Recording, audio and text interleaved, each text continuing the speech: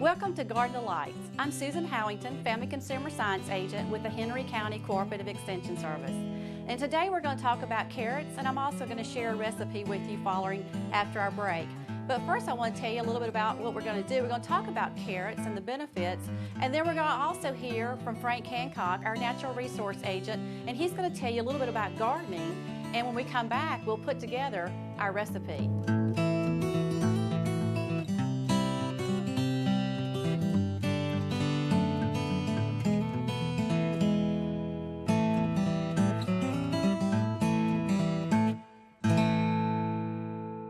Today I told you we were going to talk a little bit about carrots, and they have great benefits to them, and one of them is the vitamin A and vitamin C.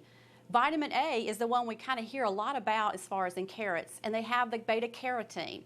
And the beta carotene is turned into vitamin C once it hits our liver.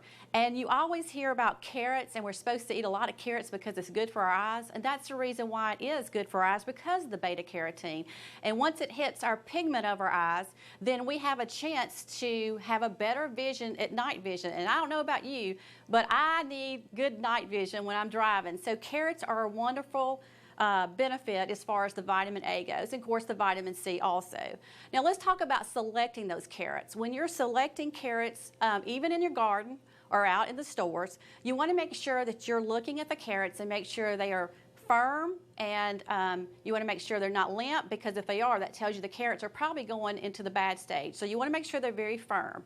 And then once you see that, and you can look, if you want to buy the ones with the stems, you can. You don't have to. But these carrots that we have today on our show are fresh from the garden that we picked this morning. And so when you're looking at your carrots and you want to store them after you've picked them up and bought them, you want to make sure that you store them in a Ziploc container, and you want to also make sure that you cut the heading part off, because you don't want that part to go on there. So you want to make sure you cut that off, because that's going to help it store longer, and it stores in your refrigerator for about 10 days, and that's your best bet as far as keeping your carrots fresh. And when we come back, we're going to talk about our recipe, but before we do that, Frank's going to talk a little bit more about our gardening.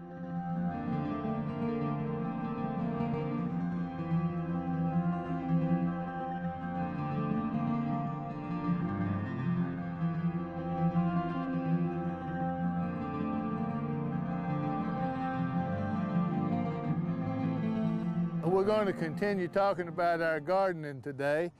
Today we're going to talk about a couple of things we need to consider as we get close to the season here.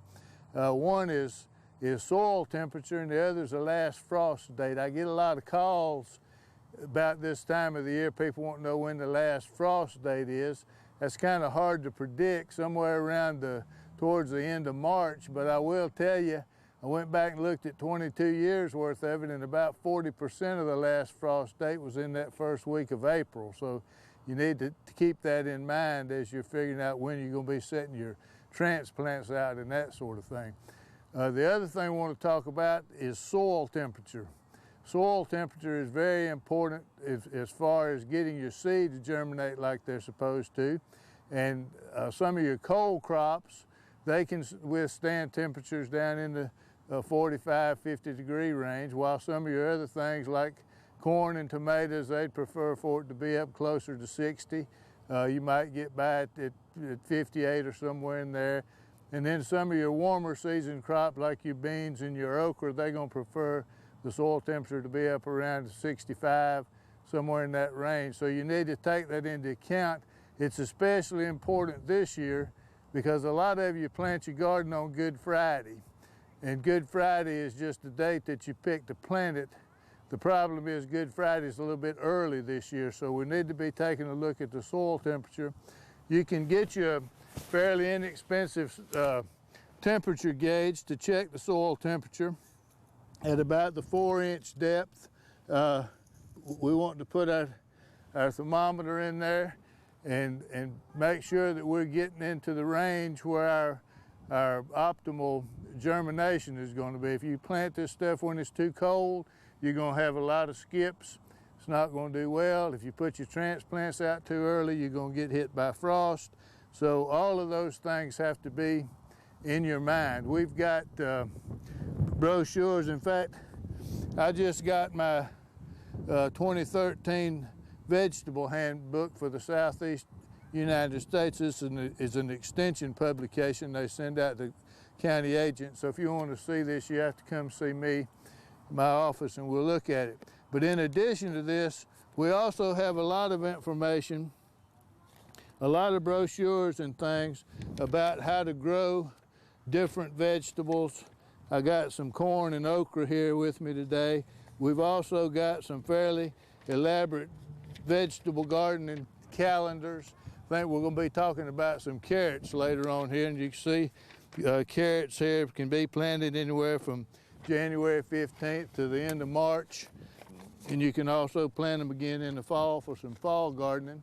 A lot of times you'll get better germination on your fall garden on some of these cold crops. So our temperature here is looking like it's a little bit over 40, 42, 43 degrees. So it's a little bit cold on this particular day for us to start trying to plant some of these crops that are going to require a little bit warmer temperature. So pay attention to that. Now, if you're like me and you don't want to get a soil thermometer and you don't want to get out here and try to figure out what the temperature is, you can go on the Georgia weather site. That site is Georgia Environmental Monitoring Network. It's an automated weather site, Georgia Automated Environmental Monitoring Network. And that will tell you in real time within a day or two of what the soil temperature is. Now, our closest weather reporting station is probably Griffin. Hartsville might be a little closer to us, but Hartsville doesn't do any soil testing because it's all asphalt out there, I guess. But so Griffin probably is where you want to look. So when you pull this up, you go to weather calculators on the side, and it gives you a long list of things. You can look at the last frost date, you can look at the soil temperature, you can look at the precipitation. It's all there for you. You just sit there and pick and choose. Now, you don't want to look at your average soil temperature because your average soil temperature is not what we want to plant by. We want to plant by what is the temperature right here in this range where we're about to plant. So I think that's, you've already done your soil sample. You already know that you got to put a certain amount of fertilizer down. That needs to go down prior to planting your crop. Incorporate it in, same thing with your lime. Then get your plants out and get your seed planted. And then we can talk about the particular crops at another time when we want to start talking about how we side dress them and add a little nitrogen. Corn's going to need to be side dressed when it's a little less than knee high with some ammonium nitrate. Tomatoes, on the other hand, can operate with some 10-10-10. They don't want a lot of nitrogen, or you'll wind up growing some 20-foot tall tomato plants and not have any tomatoes on them. You can do the same thing to okra sometimes. I get calls about both of those every year. But that's just our tip for this month. Just keep on working. It's time to get the garden tilled up and get ready to plant.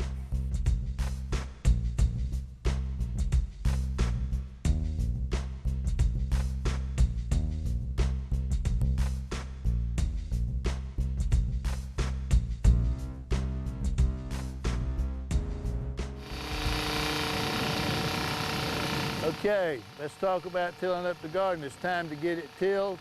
We're going to look at this soil a little bit here. We'd like to get some organic matter turned into it from the compost pile, from mulches, from cover crops, however you can do it. Over time, you want your garden soil to get built up. And what we're looking for here is some soil that has tilth, is what we call it.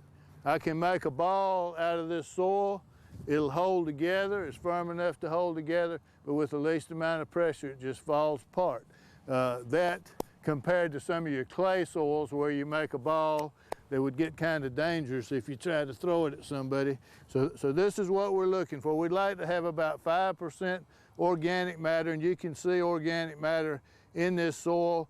That the plant has got to have oxygen in order to grow, and the soil Tilth is important to provide oxygen to the plant, and the water can circulate in here and give the plant a good bed to grow in. And so that is our goal as we build up our soil in the garden. So it's time for you to get out there and get it plowed up now, and we'll talk about the specific plants at a later date.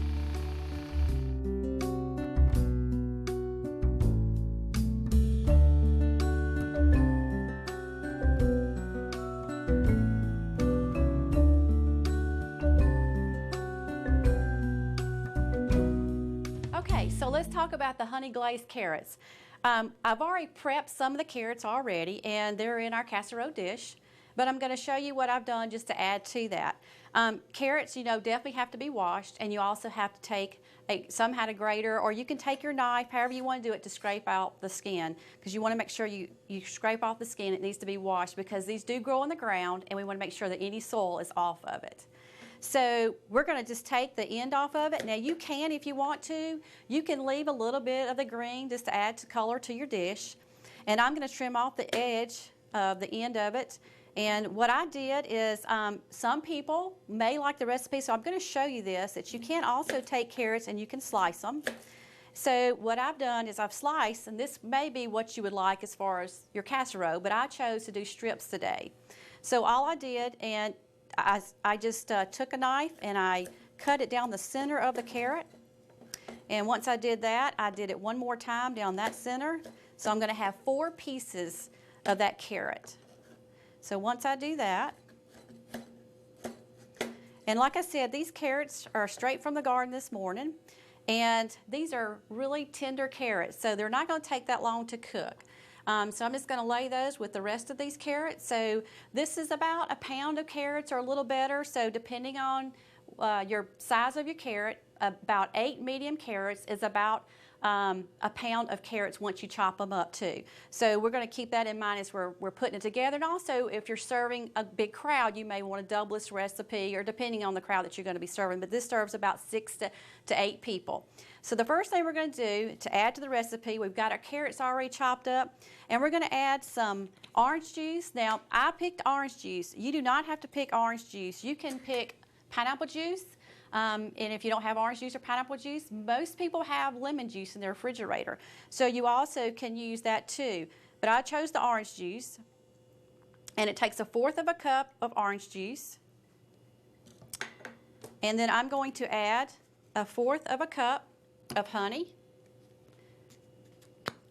And the good thing about these squeeze top containers, you don't have to worry about it going all over the place. And I love honey. Now, I was tell you that my father has honeybees, so I try to, when I go see him, get honey as much as I can, because I just love honey on just anything, and it's just another way of sweetening something up besides using your sugar.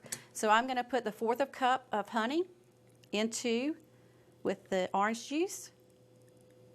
I'm going to mix this around, and once I mix this around, I'm going to toss it with the carrots.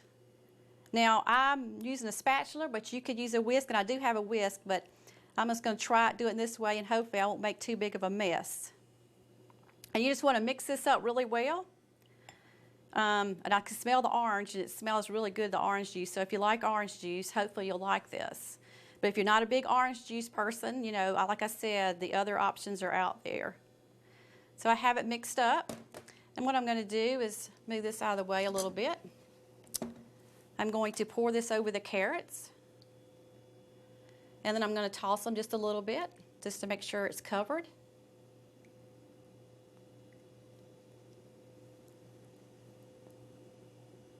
I want to get all that honey out, so I really like honey. Okay, we'll take this same spatula, and what I'm going to do is just kind of mix them around to make sure it's covered really good. And that looks pretty good. It looks like they're all kind of wet with the honey and the juice. And then for the recipe, you can add a little bit of salt and a little bit of pepper. So I'm going to just a little bit of salt and pepper to taste. So this is up to you as far as what you like on your carrots.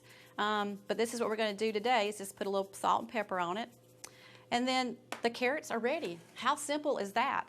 So carrots are great. You know, this is easy as far as a bake, but you don't have to bake carrots. You know, you can eat them raw.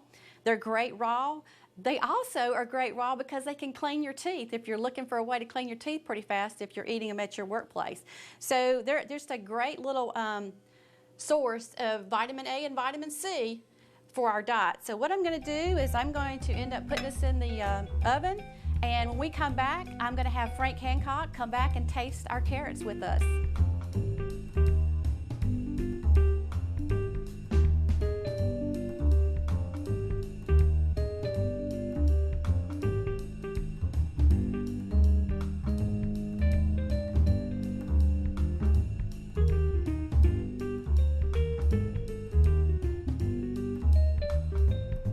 Welcome back. Just to finish up on our honey glazed carrots, you do need to cover it while it's cooking. You're going to cook it for 40 minutes in a preheated oven for 350 degrees. So we're going to try the carrots now. So Frank, what do you think? Ooh, they look pretty good. So let's put Look a little better than they did when we pulled them out of the garden this morning. That's right. And thanks for sharing all those good garden tips too. We appreciate that.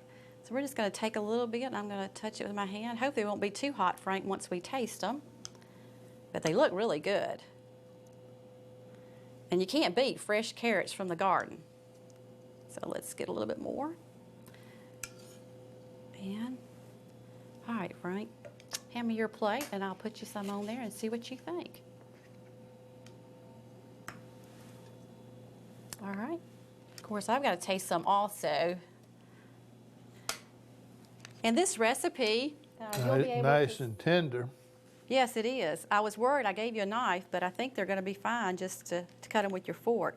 And like I said, that 40 minutes can be adjusted depending on the tenderness that you really want. Some people may want it crunchy, and some people may want it more like tender like Frank and I are eating. So what do you think, Frank? Very good. Very sweet. Bugs Bunny, be proud of you. Thank you. I appreciate that. Okay, so some more information about carrots and the recipe, you can go to the website and download the recipe if you're interested in it, and you'll see it on the screen. We really appreciate you watching our Garden Delights.